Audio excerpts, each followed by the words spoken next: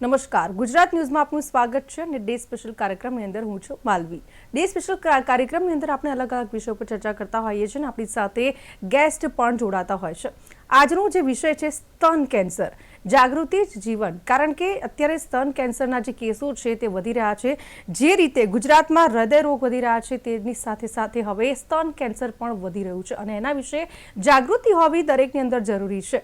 જે રીતે વાત કરીએ તો છેલ્લા 5 વર્ષનો જે આંકડો સામે આવ્યો છે અમદાવાદની સિવિલ હોસ્પિટલની જો વાત કરીએ તો કુલ 6,686 કેસ છે તે સામે આવ્યા છે અને દરરોજના સરેરાશ 4 દર્દીમાં સ્તન કેન્સરનું નિદાન થાય છે. તો જે રીતે અત્યારે આ કેસ વધી રહ્યા છે, ખરેખર જે કેન્સરના વધતા જતા કેસ છે એ ચિંતાનો વિષય બની ગયા છે અને એના વિશે જાગૃતિ હોવી આપણા સૌની અંદર ખૂબ જ જરૂરી છે. ન માત્ર સ્ત્રીઓની અંદર પરંતુ પુરુષની અંદર પણ આ જે સમસ્યા છે તે જોવા મળતી હોય છે, જેના કેસમાં સતત વધારો ગુજરાતની અંદર થઈ રહ્યો છે. જે પ્રમાણે મેં આંકડો જણાવ્યો, ખરેખર આ વાત કરીએ તો ઓક્ટોબર મહિનાની અંદર બ્રેસ્ટ કેન્સર અવેરનેસ મંથ તરીકે ઉજવવામાં આવે છે. તો એ જ વિશે અવેરનેસ હોવી આપણા બધાની અંદર જરૂરી છે ને એટલા જ માટે ચર્ચામાં ભાગ લેવા માટે આપણી સાથે જોડાઈ ચૂક્યા છે ડૉક્ટર ચિરાગ શાહ, જેઓ સિનિયર કેન્સર સ્પેશિયાલિસ્ટ છે. આપનું સ્વાગત છે ચિરાગભાઈ.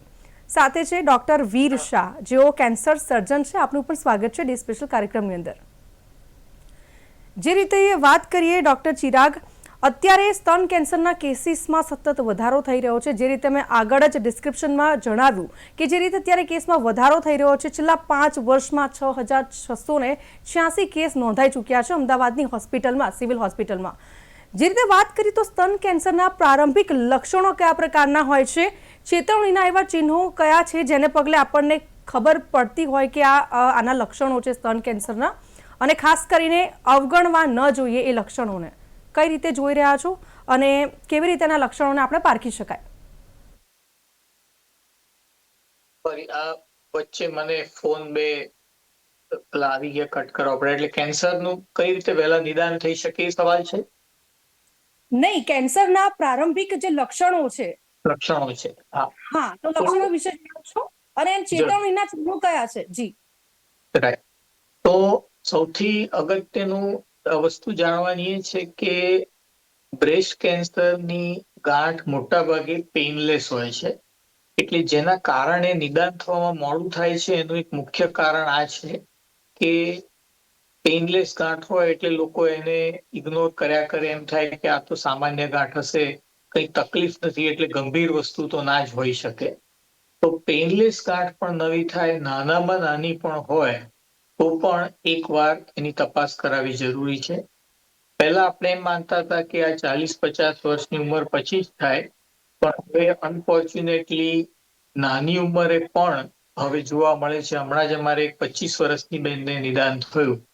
એટલે હવે નાની ઉંમરે પણ ગાંઠ હોય તો એકવાર ડોક્ટરને બતાવવું જોઈએ.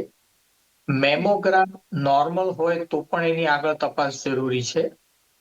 આ પેઇનલેસ ગાંઠ સિવાય જો નિપલની પોઝિશન, નિપલનો શેપ બદલાયો છે, એ અંદર ખેંચાઈ ગઈ છે, બ્રેસ્ટની સ્કિનનો ક્યાંક કલર બદલાયો છે કે એ ક્યાંક ખેંચાઈ ગઈ છે, લાલાશ આવી છે, નિપલમાંથી લોહી આવે છે કે બીજો કોઈ ડિસ્ચાર્જ આવે છે, આ કોઈ નવી વસ્તુ આવી થઈ રહી હોય તો એની તપાસ કરવી જોઈએ. કોઈકને બગલમાં ગાંઠ થઈ હોય તો એ પણ સ્તન કેન્સરની એક સાઇન હોઈ શકે છે.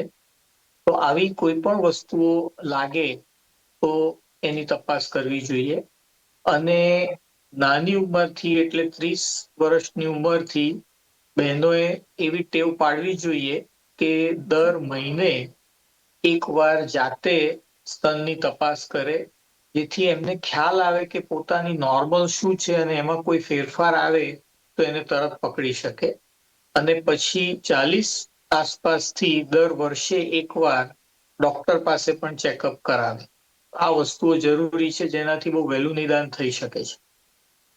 ચોક્કસથી. ડોક્ટર ચિરાગ શાહ, સાથે કઈ વાતો છે જેને અવગણવી ન જોઈએ? કારણ કે આપણે જોતા હોઈએ છીએ કે મહિલાઓ છે ને ક્યાંક ને ક્યાંક નાની નાની એવી ભૂલો કરતી હોય છે જેના કારણે આ જે કેન્સર છે એ ખૂબ જ મોટું સ્વરૂપ લઈ લેતી હોય છે.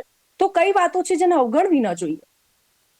તો આવા જે આપણે આ સાયન્સ છે, કોઈ પણ વાત કરી એ કઈ લાગે તો એની રાહ ના જોવી, અને ખાસ કરીને દુખાવો ન હોય તો પણ ગાંઠ કેન્સરની હોઈ શકે છે. દુખાવો હોય તો આપણે તરત દોડીએ જ છે, જી. પણ દુખાવો ન હોય અને ખાસ કરીને શું થતું હોય છે કે બહેનોને બધી ઘરની જવાબદારીઓ અને થોડી શરમ એ બંનેના લીધે પણ એ લોકો લેટ કર્યા કરે છે કે હમણાં છોકરાની એક્ઝામ છે, હમણાં ઘરમાં લગ્ન છે, હમણાં બીજું કોઈ બીમાર પડ્યું છે, તો એ થોડાક એમની તબિયત સુધરે પછી ડોક્ટર પાસે જઈએ. અને બીજું એક કોને કેવું, આ થોડીક શરમ આવે, તો એ બધું કારણોથી આ લેટ થતું હોય છે. એટલે એમણે ખાસ પોતે ઘરમાં કોઈને ના કહી શકતા હોય તો બેનપણીને કે કોઈ બીજા ઘરના લેડીઝને કે એવી રીતે કરીને પણ એકવાર ડોક્ટર પાસે જઈ આવવું જોઈએ. ચોક્કસથી આપણી સાથે ડોક્ટર વીર શાહ પણ જોડાયા છે.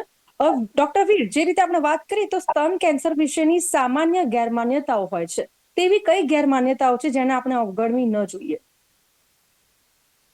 ઓકે, તો જનરલી સૌથી પહેલી માન્યતા લોકોમાં એવી હોય છે કે સૌથી પહેલો ક્વેશ્ચન જનરલી એવો હોય છે કે મને કોઈ વ્યસન નથી. જનરલી જી. લેડીઝને થતું હોય એટલે એમને કોઈ વ્યસન ના હોય, ના દારૂ પીતા હોય, ના સિગરેટ પીતા હોય, તો મને તો કેન્સર થઈ જ ના શકે એમ. એટલે જી. એ જાણવાની વાત છે કે breast cancer majority of the times એડિક્શનના લીધે કે કોઈ વ્યસનના લીધે નથી થતું. બ્રેસ્ટ કેન્સરના જે કારણો છે એ થોડા અલગ રહેતા હોય છે, જેની અંદર જેનેટિક કોઝિસ હોય છે કે એન્વાયરમેન્ટલ કોઝિસ હોય છે કે ડાયટરી કોઝિસ હોય છે. એ રીતના જે કોઝિસ હોય છે એનો રોલ વધારે હોય છે, અને વ્યસનનો રોલ ધારો કે હોય છે તો બી ખૂબ ઓછો હોય છે. એટલે વ્યસન ના હોય તો બી કેન્સર ના હોઈ શકે એવું માનવાની જરૂર નથી. બીજી એ થોડી માન્યતા રહેતી હોય છે કે જનરલી કેવું હોય છે કે બ્રેસ્ટ કેન્સરનું જે રિઝલ્ટ હોય છે એ ખૂબ સારું હોય છે. બીજા કોઈ કેન્સર હોય, ઘણીવાર પેટના કેન્સર થયા હોય કે બીજા કોઈ કેન્સર થયા હોય કુટુંબની અંદર, તો એમના રિઝલ્ટ એટલા સારા નથી હોતા. અને માન્યતાઓમાં પેશન્ટને ઘણીવાર એવું થાય કે મારા રિલેટિવ હતા, એમને આ કેન્સર થયું હતું, એમને કીમો લીધી હતી કે ડોઝ લીધા હતા કે એમને આ શેક લીધા હતા, અને એમના પછી એમને સારું નહોતું રહ્યું. એ એ રીતનું પેશન્ટને થતું હોય છે. એના લીધે શું કરે કે એ લોકો એ થેરાપીને અવોઇડ કરે કે મારા રિલેટિવને થયું અને એમને લીધી. હવે એ રિલેટિવ જેમને થયું હોય એમને કદાચ છેલ્લા સ્ટેજનું કોઈ બીજા ભાગનું કેન્સર હોય અને જી. એમને જી. કિમોથેરાપી લીધી હોય, જેના લીધે એમને કદાચ એમ પણ એ રોગ મટી શકે એવો ના હોય અને બીજી તકલીફ થઈ હોય. હવે જાણે બ્રેસ્ટ કેન્સરની અંદર કિમોથેરાપી અને એના જે રિઝલ્ટ છે એ ખૂબ જ સરસ છે.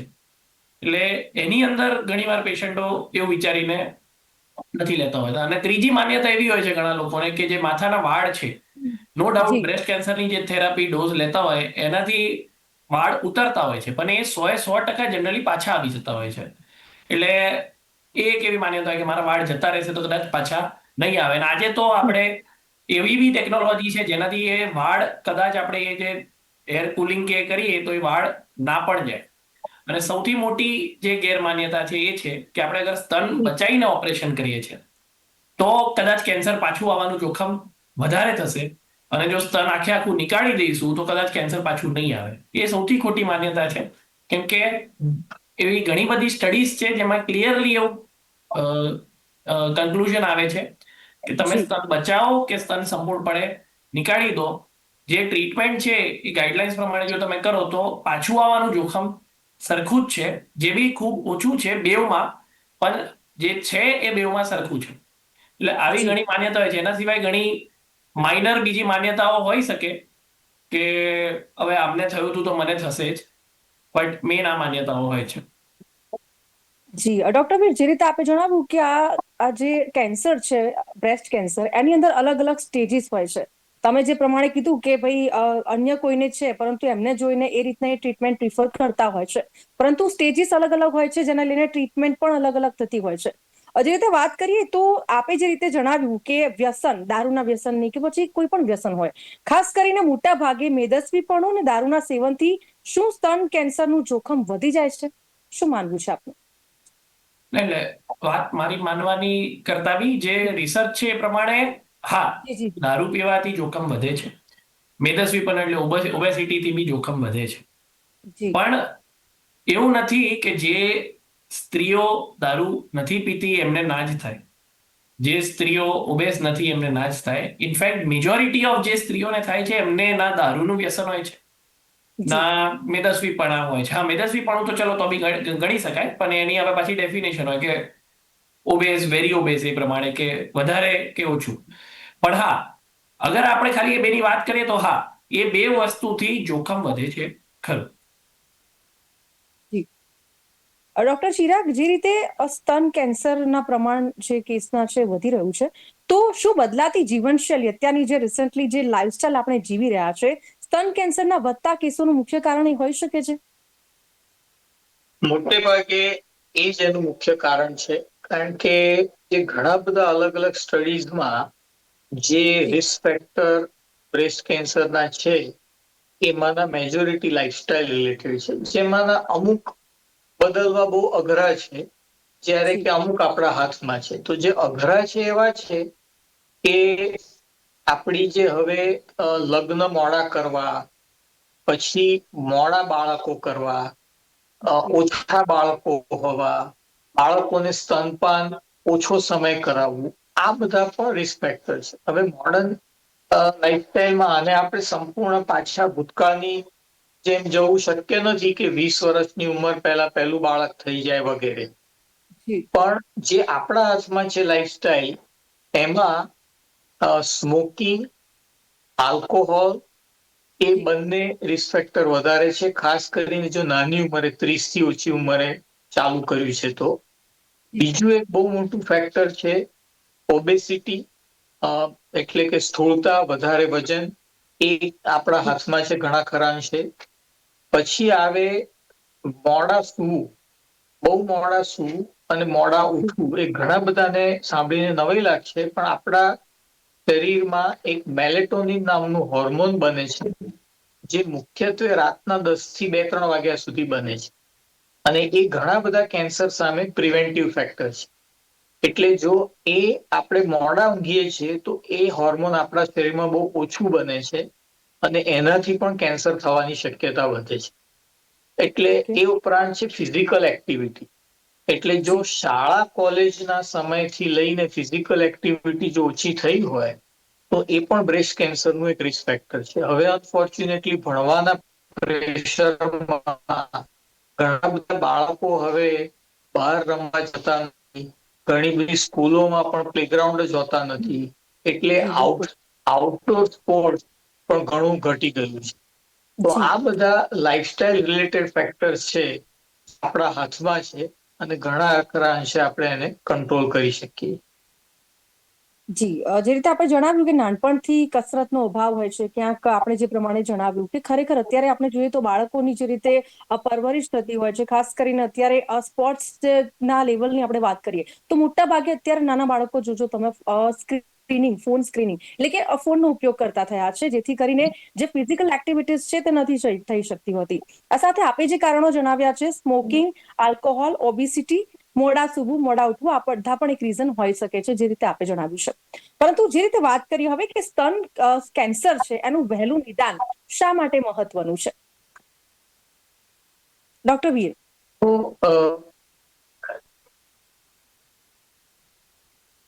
હા, હવે જેમ આપણે અને ઇનિશિયલી વાત કરી સ્ટેજની, કે સ્ટેજ 1, 2, 3, 4. હવે જ્યારે સ્ટેજ 1 ની અંદર કેન્સર પકડાય છે ત્યારે એ સ્ત્રીને અમારી લેંગ્વેજમાં જે વાત થાય એમાં આપણે 5 યર સર્વાઈવલ કહીએ, કે કેટલી સ્ત્રીઓ જેમને કેન્સર થયું અને જેમને સારવાર લીધી એ સારવાર પછી 5 વર્ષ સુધી જીવી, કે 5 વર્ષથી વધારે જીવ્યા. 5 વર્ષ પછી જનરલી એ લોકો 15, 20, 25 વર્ષે જીવે, જિંદગી ભરે કેન્સર પાછું ના આવે. પણ આ અમારી એક ડેફિનેશન હોય છે. હવે એના પ્રમાણે જો પહેલા સ્ટેજમાં એ પકડાયું હોય તો 95 થી 99% સ્ત્રીઓ 5 વર્ષ કરતા વધારે જીવે છે. એટલે ઓલમોસ્ટ તમે એવું ગણી શકો કે મેજોરિટીને ક્યોર થઈ જાય છે. હા, પાછું આવવાનું જોખમ એના પછી બી રહે છે, પણ એ બહુ જ ઓછું રહે છે. અને એમ તમે ગણો તો ઓવર અ લોંગ પીરિયડ પણ 80%, 85% સ્ત્રીઓને પાછું નથી આવતું. પણ આ જે વસ્તુ જ્યારે છેલ્લા સ્ટેજમાં પકડાય છે, ચોથા સ્ટેજમાં પકડાય છે, તો બ્રેસ્ટ કેન્સરમાં એ જે છે એ સર્વાઈવલ 5 યરનું જે છે એ 50%, 60% પર પહોંચી જાય છે. એટલે ખૂબ ઓછું થઈ જાય છે. એ પણ ખૂબ સારું કહેવાય ચોથા સ્ટેજના પેશન્ટ માટે. એટલે કેમ કે બ્રેસ્ટ કેન્સરની જે બાયોલોજી છે, જે એની અ, શરીર એ જે કેન્સર પોતે થોડું નબળું છે, એટલે એ એટલું બધું શરીરને શું કહેવાય કે એગ્રેસિવ નથી થતું. બીજા કેન્સર ઘણા વધારે એગ્રેસિવ હોય છે. એટલે શરૂઆતના સ્ટેજમાં આપણે પકડીએ તો આપણે સંપૂર્ણપણે એને મટાડી શકીએ છીએ. એટલે એને શરૂઆતના સ્ટેજમાં પકડવું ખૂબ જરૂરી છે. આ પહેલો મુદ્દો. બીજો મુદ્દો, જ્યારે આપણે એને શરૂઆતના સ્ટેજમાં પકડીએ છીએ ત્યારે જે ટ્રીટમેન્ટ છે એ બી માઇલ્ડ થાય છે. જાણે અગર એકદમ શરૂઆતના સ્ટેજમાં આપણે એને પકડી લીધું તો સ્તન બચાવીને આપણે ઓપરેશન કરી શકીએ છીએ. પછી જનરલી આપણે બગલની જે સફાઈ છે એ નથી કરવી પડતી. બગલની સફાઈ જો ના કરવી પડે ઓપરેશનમાં, તો હાથનો જે ઓપરેશન પછી ઘણા લોકોએ જોયું હશે કે એક હાથ કરતા બીજો હાથ ખૂબ જાડો થઈ જાય છે. એ જાડું થવાની સંભાવના, એને લિમ્ફેડિમા કહેવાય, એ પણ ઓછું થઈ જાય છે. ત્રીજું, આપણે કિમોથેરાપી બી જે છે એ અગર એક સ્ટેજ કરતા ઓછા સ્ટેજમાં પકડાય છે તો કિમોથેરાપીની બી જરૂર નથી પડતી. એટલે ટ્રીટમેન્ટ બી માઇલ્ડ રહે છે અને જે સર્વાઈવલ છે, જે જીવન છે, એ બી લંબાય છે જો શરૂઆતના સ્ટેજમાં આપણે અગર બ્રેસ્ટ કેન્સરને પકડીએ છીએ તો. જી ચોક્કસથી. ડોક્ટર ચિરાગ, જે રીતે આપણે વાત કરી રહ્યા છે સ્તન કેન્સરની, પરંતુ હવે બચવા માટે પ્રાથમિક ઉપચાર શું છે?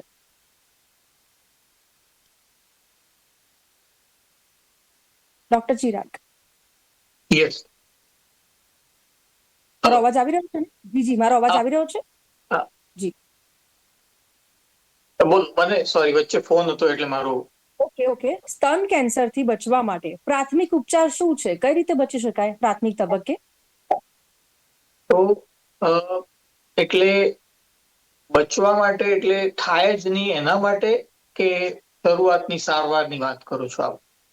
શરૂઆતમાં જો આપણને ખબર પડી ગઈ કે આપણને ડિટેક્ટ થયું છે કે પેલો બ્રેસ્ટ કેન્સર છે, પરંતુ હવે રાઈટ. એનાથી બચવા માટે પ્રાથમિક ઉપચાર શું છે? કઈ રીતે આપણે પ્રાથમિક ઉપચાર કરી શકીએ છીએ?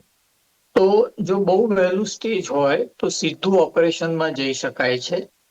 અને હવે જે નવી ટેકનોલોજી અને ઘણા બધા ટેસ્ટ છે એના આધારે આપણે એમાં જોઈ અને ઘણા પેશન્ટને માત્ર હોર્મોન થેરાપીથી પણ, એટલે પહેલા ઓપરેશન અને પછી માત્ર હોર્મોન થેરાપીની ટ્રીટમેન્ટથી પણ સારવાર કરી શકાય છે. જો સ્ટેજ થોડું વધે છે તો હોર્મોન થેરાપી ઉપરાંત પછી કિમોથેરાપીનો પણ રોલ આવે છે. અને જો એનાથી પણ આગળ, એટલે ત્રીજું સ્ટેજ જાય છે, તો પછી પહેલા કિમોથેરાપી અને પછી ઓપરેશન અને પછી આગળની ટ્રીટમેન્ટ. હવે જે અમુક અઘરા કેન્સર હતા, જેમ કે ટ્રિપલ નેગેટિવ અથવા HER2 પોઝિટિવ, આ બધા પહેલા બહુ ડિફિકલ્ટ કેન્સરમાં ગણાતા. તો એમાં હવે ટાર્ગેટેડ થેરાપીનો અને ઇમ્યુનોથેરાપીનો સારો રોલ છે, જેનાથી રિઝલ્ટને સુધારી શકાય છે. એટલે આંકડાની દ્રષ્ટિએ કહું તો પહેલા અને બીજા સ્ટેજમાં ઓલમોસ્ટ 90%, એટલે 100 માંથી 90 વ્યક્તિને આપણે ક્યોર કરી શકીએ છીએ. અને ત્રીજા સ્ટેજમાં 100 માંથી લગભગ 70 વ્યક્તિને આપણે ક્યોર કરી શકીએ છીએ. જી બિલકુલથી. ડોક્ટર ચિરાગ, જે રીતે વાત કરીએ કે સ્ત્રી અને પુરુષોમાં બંનેમાં આ રોગ છે તે જોવા મળી શકે છે, તો ખાસ કરીને અહીંયા એ ક્લેરિફિકેશન જોઈએ છે કે શું પુરુષોને પણ સ્તન કેન્સર થઈ શકે છે? કારણ કે સામાન્ય તેને સ્ત્રીઓનો રોગ માનવામાં આવતો હોય છે. આ બહુ સાચી વાત છે, પણ આ ઇમ્પોર્ટન્ટ પોઈન્ટ છે કે પુરુષોને પણ થઈ શકે. એમનો જે સંખ્યા ઘણી ઓછી છે, પણ યસ થઈ શકે છે. એટલે પુરુષને પણ જો છાતીના એરિયામાં ગાંઠ દેખાય તો એમણે પણ તપાસ કરાવવી જોઈએ. અને સેમ રીતે એમને પણ operation, chemotherapy, radiation therapy, hormone therapy વગેરેનો રોલ એમનામાં પણ રહેલો છે. અને એમનામાં પણ ખૂબ સારા રિઝલ્ટ પોસિબલ છે. પણ યસ, જલ્દી નિદાન થવું જોઈએ. ચોક્કસથી. ડોક્ટર વીર, સ્તન કેન્સરનું જોખમ ઘટાડવા માટે કયા નિવારક પગલાં લેવા જોઈએ? એટલે જેમ સાહેબે કીધું કે અત્યારે જે લાઈફસ્ટાઈલ છે એ લાઈફસ્ટાઈલ જ મેઇન રીઝન છે કે આપણે આટલા બધા સ્તન કેન્સરના કેસીસ જોઈ રહ્યા છે. અને એ લાઈફસ્ટાઈલ જ એવી વસ્તુ છે જે કદાચ આપણા કંટ્રોલમાં છે.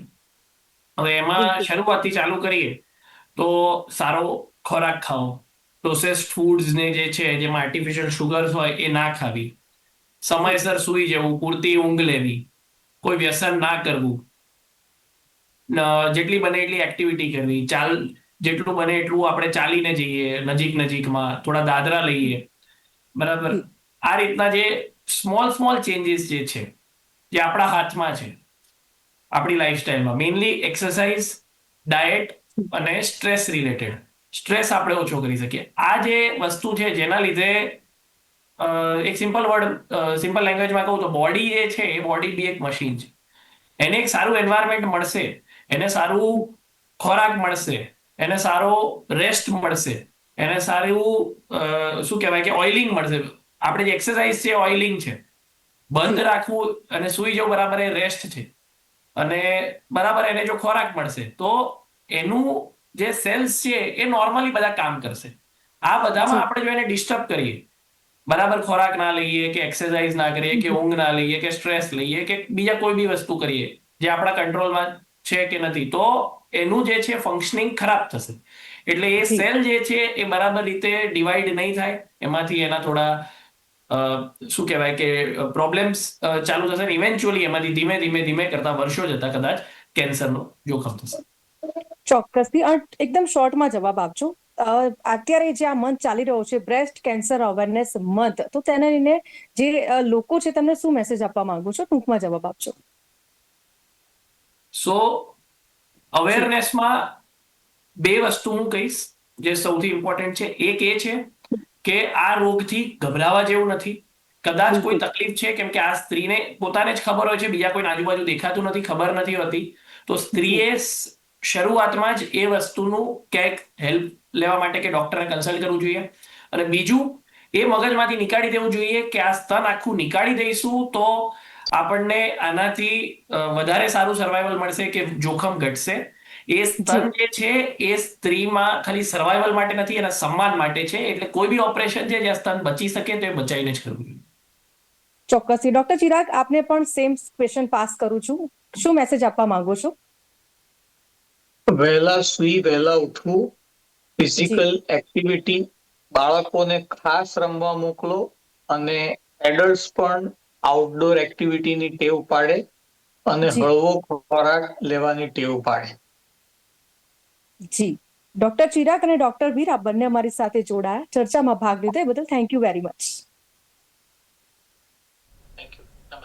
તો જે રીતે આવું કંઈ પણ લક્ષણ જણાય બ્રેસ્ટ કેન્સરને લઈને, તો તાત્કાલિક ડૉક્ટરની સલાહ લેવી જરૂરી છે. કારણ કે જે રીતે આપણે કહેવાય ને કે આ શોની અંદર ચર્ચા કરી છે ને, ખરેખર આ એક ચિંતાનો વિષય બની ગયો છે. કારણ કે જે વાતને આપણે ગંભીરતાથી નથી લેતા, આગળ જઈને એ ખૂબ જ મોટું સ્વરૂપ ધારણ કરી લેતું હોય છે. તો આવી વાતોને મહિલા હોય કે પુરુષ હોય, આપણે બિલકુલ ગભરાવાની જરૂર નથી. જે પ્રમાણે ડૉક્ટર સાહેબે જણાવ્યું છે, ગભરાયા વગર આપણે આનું તાત્કાલિક યોગ્ય નિદાન મેળવવું એટલું જરૂરી બની ગયું છે. તો હાલ ડે સ્પેશિયલ કાર્યક્રમની અંદર આટલું જ. ફરીથી નવા વિષય સાથે મળીશું, પરંતુ અત્યારે મને આપશો રજા. નમસ્કાર.